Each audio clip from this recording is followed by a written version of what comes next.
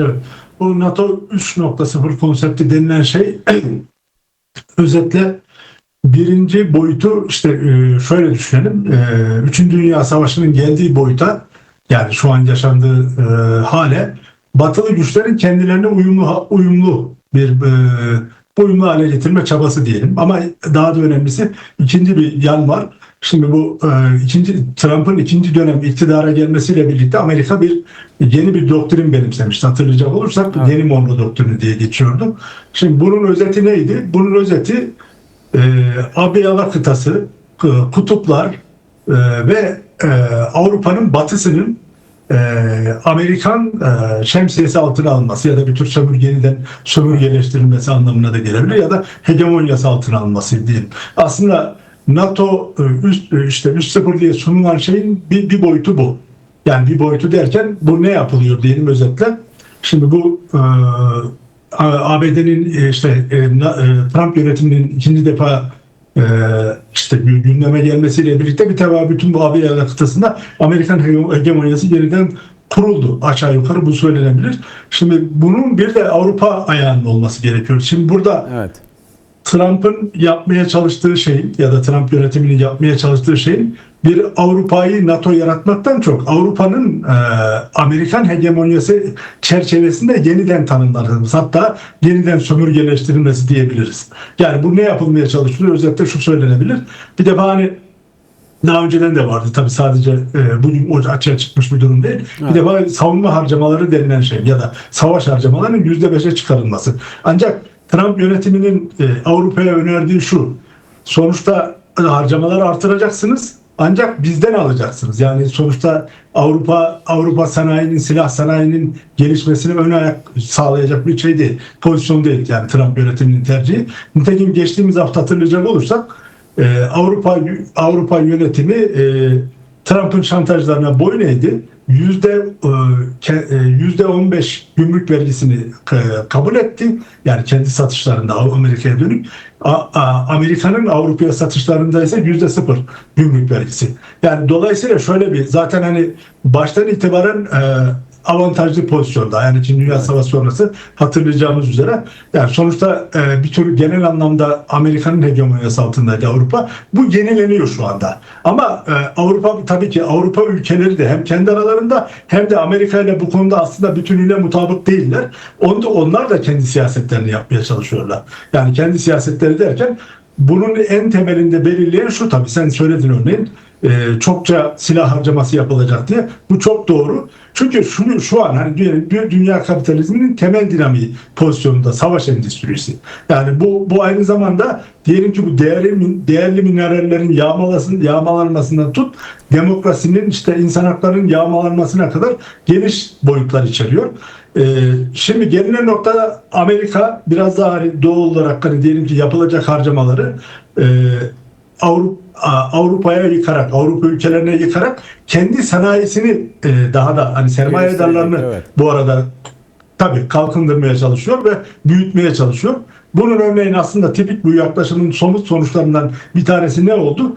Dünyanın tabii ki önemli zenginleri, örneğin ilk 10'dakilerin hemen hemen tamamı Amerikalıydı. Ancak örneğin 200 milyar dolar civarında bir varlıkları varken örneğin şu anda dünyanın bir numaralı zengini Elon Musk'ın 1 trilyonun üzerinde bir varlığa sahip olduğunu görüyoruz. Yani sonuçta sermayedarlar bu süreçte hani savaşın büyümesinden büyük kazanıyorlar. Çünkü yani görünürde diyelim ki Elon Musk örneğin silah sektörüne doğrudan yatırım yapmıyor ama dolaylı olarak hani diyelim ki İran Savaşı örneğin Elon Musk'ın sermayesini büyüttü. Bunu böyle bakalım. Ve Amerikan yönetimini destekleyen, şekillendiren oligarklar diyebileceğimiz kesimlerde mevcut NATO'nun faaliyetlerinin kendilerine yetersiz olduğunu görüyorlar. Hem Amerikan hegemonyasını artırabilmek hem de mevcut kapitalizmin dinamiklerini geliştirebilmek, yani sermayeyi daha fazla büyütebilmek için bu savaşı ve NATO'yu yeniden biçimlendirme ihtiyacı duyuyorlar. Ancak bütünüyle kendi aralarında mutabakat yok bu konuda. Şimdi Trump'ın bir talebi de ki az önce konuştu, Erdoğan'la, Cumhurbaşkanı Erdoğan'la bir araya geldi ve basına açık bir şekilde basının sorularını yanıtladılar. Orada F-35 savaş uçaklarının işte 5 tanesinin sözünü vermiş olduğunu açıkladı ve bu flash bir haber olarak yandaş medyada verilmeye devam ediliyor şu dakikalarda. Neyse şunu soracağım.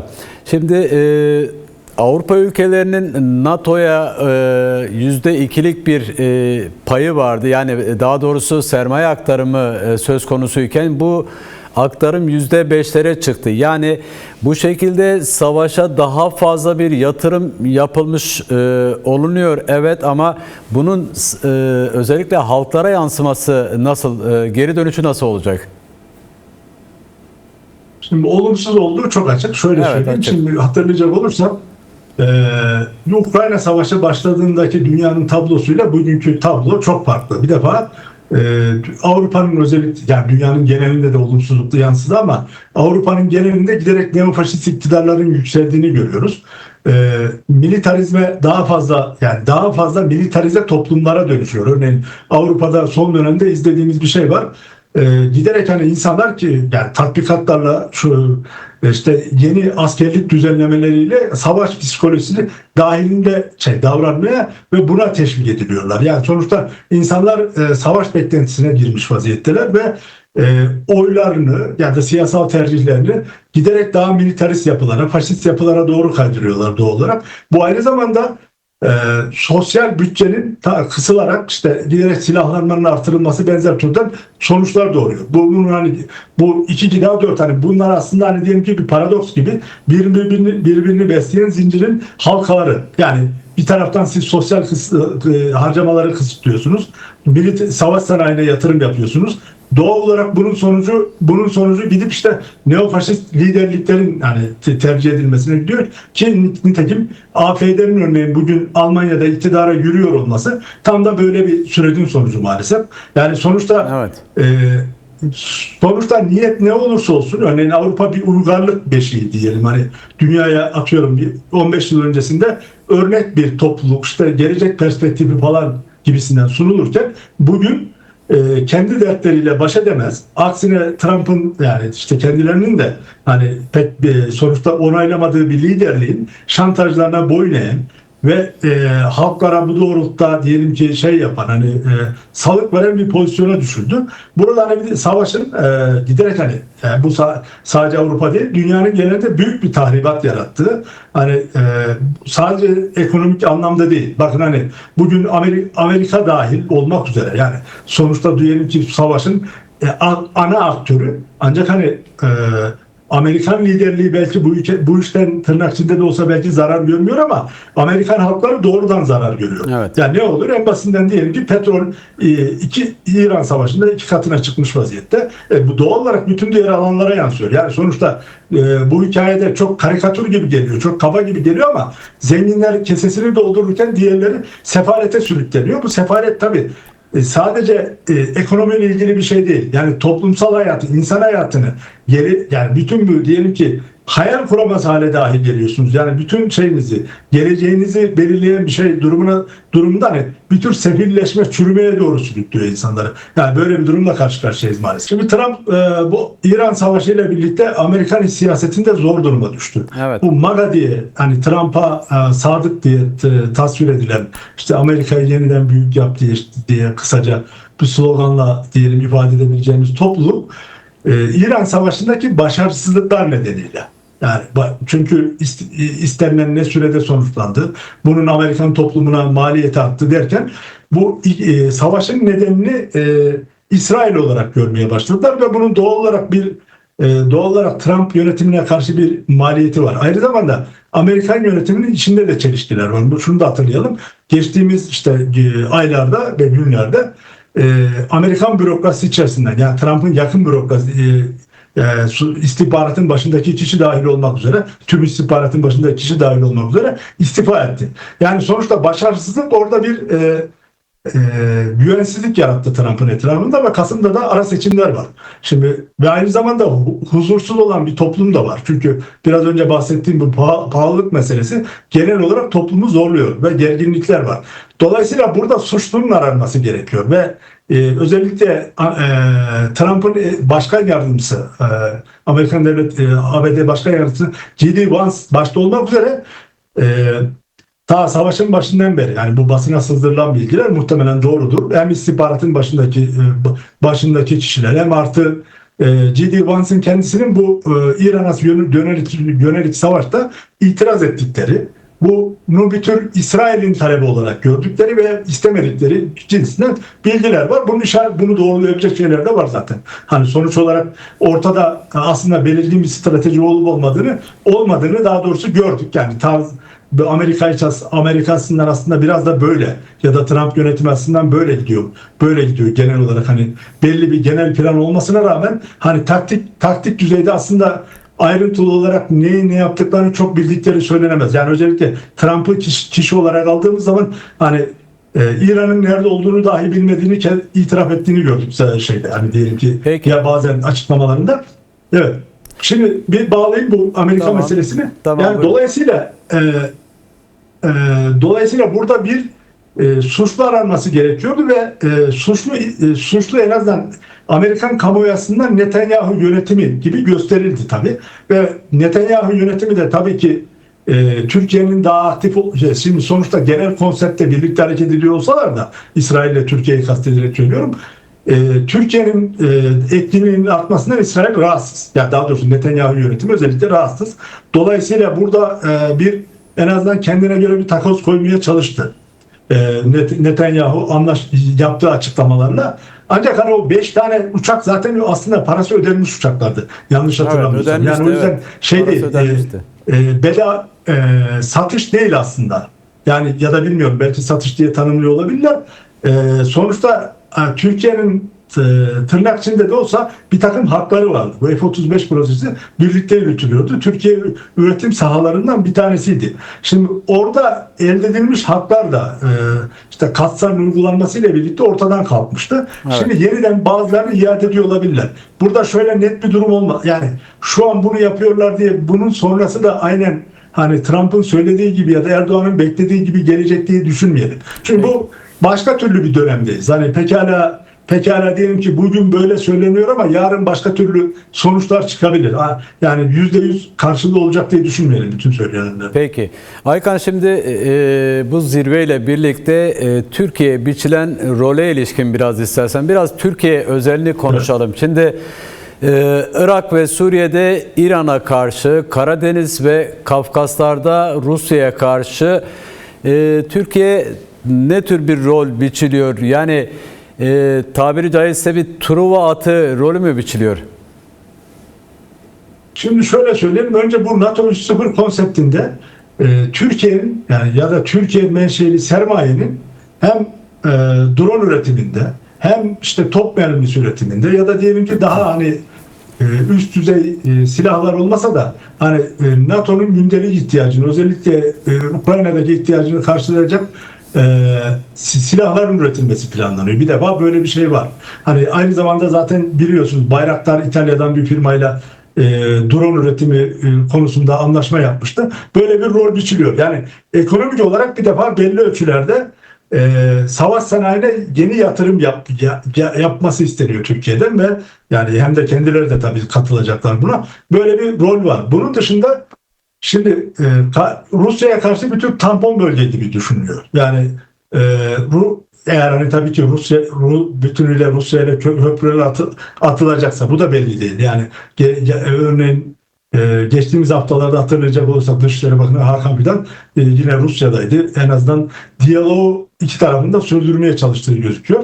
Bu ancak hani diyaloğu nereye kadar sürdürürler bu belli değil. Çünkü en azından bu Ankara'daki NATO zirvesinden sonra işin biraz daha farklılaşacağı gözüküyor. Yani tabii Trump ve Putin arasında yeni bir anlaşma olmazsa koşuluyla bu söylediğim.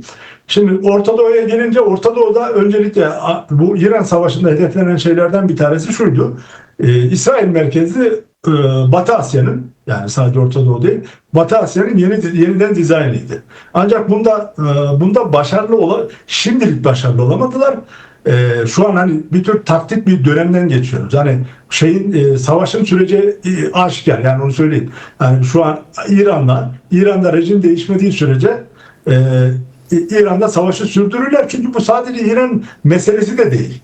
Yani sonuçta diyelim ki batılı güçler, hem İsrail hem Amerikan yönetimi hem başkaları da, Türkiye'de dahil buna, sonuçta İran'daki yönetimi değiştirerek bütün kolonileştirmek istiyorlar.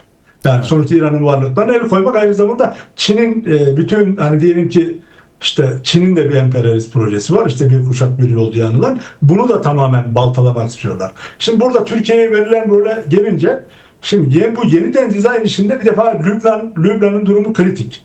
Hem yani bunu Trump dolaylı da olsa ifade etti zaten. Aslında mevcut Jolani yönetimiyle İsrail arasında Lübnan'ın pay edilmesi gündemde.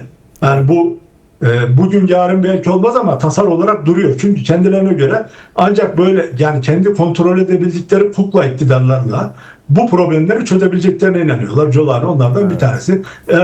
Yani böyle bakıyorlar değil mi? Şimdi yaparlar yapamazlar ayrı mesele. Yani örneğin Jolani'nin aslında Suriye'de iktidar kurup kuramayacağı dahi şüpheli. Yani şu anda öyle bir durum söz konusu. Her ne kadar onay alıyorsa olsa da. Şimdi benzer bir durum Irak'ta da söz konusu. Irak'ta tamam, yani şu anda Amerikan yanlısı bir yönetim, bir başbakan işte atadılar diyelim, yani ne kadar seçildiği şüpheli. İyi kötü Amerika ile dengeli bir ilişki kurabiliyor. Ancak hani İran'ın işte yakın zamanda haberler de vardı. İran'ın belli taleplerini geri çevirdi. Mevcut Irak yönetimi diye. Ancak hani buranın da geleceği belirsiz. Çünkü diyelim ki yönetimleri, hani Jolani bir tarafta, Erdoğan bir tarafta, işte Irak'taki yönetim bir tarafta. Bunları siz ne kadar yönetim bazında bağlasanız da halkların altta dinamik bir akışkanlığı var. Yani sonuçta mevcut iktidarlar aslında halkları temsil etmiyor. Bu konuda net olalım. Yani sonuçta ne Jolani iktidarı, ne Erdoğan, ne Irak'taki yönetim ya da Lübnan'daki yönetim halkların dinamiğini temsil etmiyor gerçekten. Dolayısıyla burada yönetim bazında Amerikan yönetimi ya da İsrail bir biçimde bu ülkeleri bağlayarak yoluna devam etmeye çalışıyor. Burada kritik bir durum şu. Şimdi bağlayamadıkları noktada ne olacak? İşte Türkiye gibi güçler burada hani askeri olarak devreye giriyor. Örneğin şu an diyelim ki Irak'ta merkezi otoritenin dışındaki silahlı güçleri tasfiye etmeye çalışıyorlar. Şimdi ancak bunu ne kadar yapamayacakları belli değil, bir. İkincisi, örnek olarak söyleyeyim. Hani nasıl Türkiye devrede meselesi şurada. Şimdi yıllardır örneğin Güney Kürdistan'da Türkiye'nin işgali sürüyor. Hatta son dönemde de genişliyor bu işgal. Önce Kürt Özgürlük Hareketi'ne karşı bir şey olarak, hani onu bahane olarak kullandılar buraya dahil olmak için, ama şimdi ortada hani başka türlü bir zemin varken şu anda örneğin gelen CPT'nin raporları, yani bölgeden gelen raporlar diyor ki özetle Türkiye diyor hem işgal alanlarını genişletiyor, yani İran sınırına kadar genişletti daha doğrusu, o 130'un üzerinde fazla şey kurulmuş vaziyette. Pardon, 140 civarında karakol kurulmuş. Bunlara helikopter üsleri, işte sonuçta kalıcı olmanın şeylerini, yani kalıcı bir zemin oluşturuyorlar orada. Şimdi önce tabii ki yani Amerika'nın yapmaya çalıştığı şu: mevcut yönetimler aracılığıyla kendine göre istikrar sağlamak. Bu istikrar ne için yapıyor? Yeni enerji ve ikmal hatlarının korunması ve geliştirilmesi için. Öncelikle bu. Ancak aynı zamanda diyelim ki bölgenin askeri olarak stabilize edilmesi gerekiyor Amerika'sından. Bütün bunlar, hani zemin çok kaygan olduğu için kolay mümkün olabilecek şeyler değil. Türkiye'de burada özellikle askeri bir rol biçmek istiyor. Evet. Yani hem Irak, hem İran, hem Suriye ya da genel olarak hani bölgenin tamamında. Güney Kafkasya'ya gelince, şimdi burada bir daha öteden beri yani Türkiye şöyle bir rol biçiyor Amerikan yönetimi. Orta koridor diye tabir edilen bir şey var. Yani Pakistan'dan diyelim ki şeye kadar, Çin sınırından Türkiye sınırına kadar uzanan bölgede bir enerji ve mal ikmal hattı oluşturmak. Yani bunun var ara yolları, fakat diyelim ki bu en son Ermenistan'dan, işte daha önceden Zangezur koridoru diye adlandırılıyordu. Şimdi Trump koridoru diye ifade ediliyor. Bu koridorun kurulmasıyla birlikte burada çok yönlü bir denetim ağı olmuş olacak. Hem enerji hatları, hem mal ikmal hatları, hem aynı zamanda askeri bir hat kurulmuş olacak. Bu hat özetle ne oluyor diyelim ki bu hatla? İran'ın kuzeyi kesilmiş oluyor. İran'ın kuzeyle ilişkisi. Aynı zamanda Rusya'nın örneğin ta Hindistan'a kadar uzanan İran üzerinden rotaları var. Yani aynı benzer enerji ikmal hattı gibi bu da kesilmiş olacak. Yani aynı zamanda Çin'in pozisyonu da blok edilmiş olacak. Burada Türkiye tabii ki kendi istediklerini yapıyormuş gibi Türkiye halklarına böyle anlatılıyor. Ancak diyelim ki bu uluslararası emperyalist diye rahatlıkla niteleyebiliriz. Bu projenin parçası olarak orada Parçası duruyor. olacak, evet. Yani En kullanışlı evet. parçalarından biri olacak. Peki